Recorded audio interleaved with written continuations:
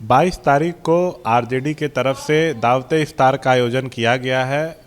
जो निमंत्रण पत्र जारी हुआ है उसमें तेजस्वी यादव टोपी पहने हुए नजर आ रहे हैं। अब इसको लेकर बिहार की सियासत गर्मा गई है। हमारे साथ नीरज कुमार हैं, जदयू के मुख्य प्रवक्ता हैं, वरिष्ठ नेता हैं पार्टी के।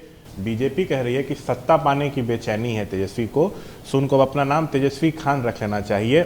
मुस्लिमों के पर्व में अगर इस तरह का आयोजन कर रहे हैं तो उनको हिंदुओं के पर्व से ये क्यों है, परहेज क्यों है, सो उसमें वैसा आयोजन करें। नहीं, दावते इफ्तार इस्लाम धर्म मानने वाले रमज़ान की अवधि में करते हैं।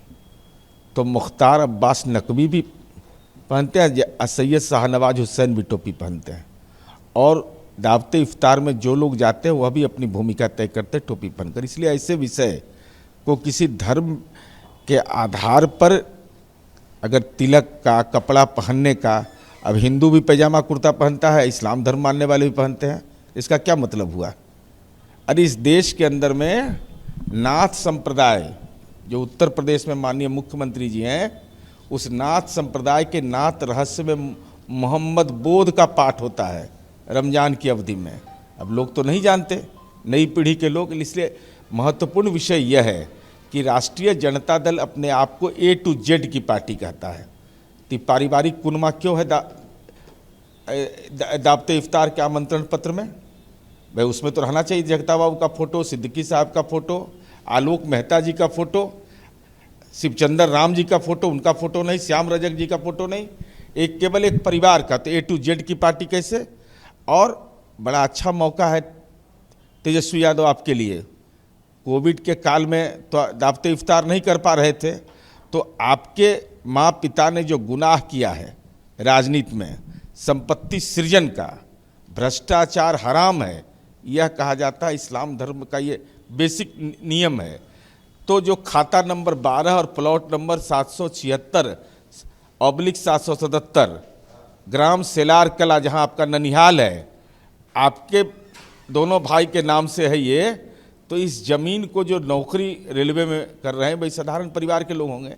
आपके पिता जब रेल मंत्री थे तो उस समय इनकी ज़मीन सेलार कला में लिखवाया गया, जो फुलवरिया के बगल में है, गोपालगंज जिले में, जहां आपका ननिहाल है।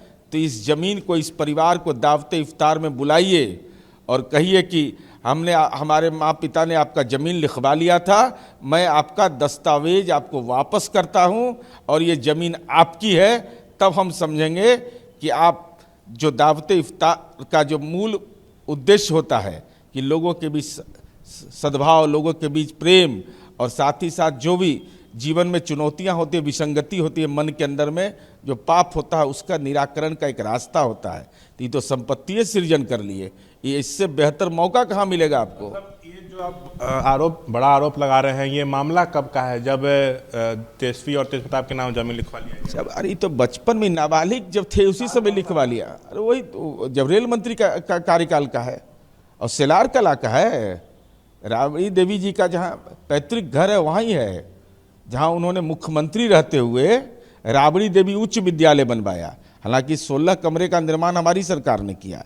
इसलिए मेरा आरोप सीधा है कि दावते इफ्तार में आप A to Z पार्टी होने का जो दावा करते थे वह गलत दावा है, पारिवारिक पार्टी है। और इससे अच्छा मौका आपको नहीं मिलेगा जब इस्लाम धर्म मानने वाले जो व्यक्ति थे, जिनकी ज़मीन आपने नौकरी के नाम पर लिखवा ली, उनको कागजात सहित लौटा दीजिए। तो ये यहाँ पे नीरज कुमार ने कहा कि जो दावते इफ्तार है इस पर बीजेपी को सवाल नहीं उठाना चाहिए। बीजेपी के शाहनवाज हुसैन, मुख्तार अब्बास नकवी भी दावते इफ्तार करते हैं, यह कह रहे नीरज कुमार।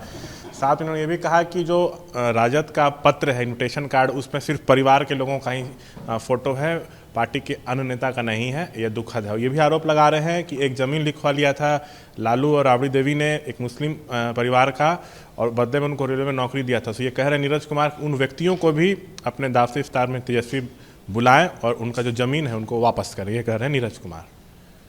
कैमरा पर्सन शैलेश के साथ शशांक कुमार, ABP न्यूज़, पटना।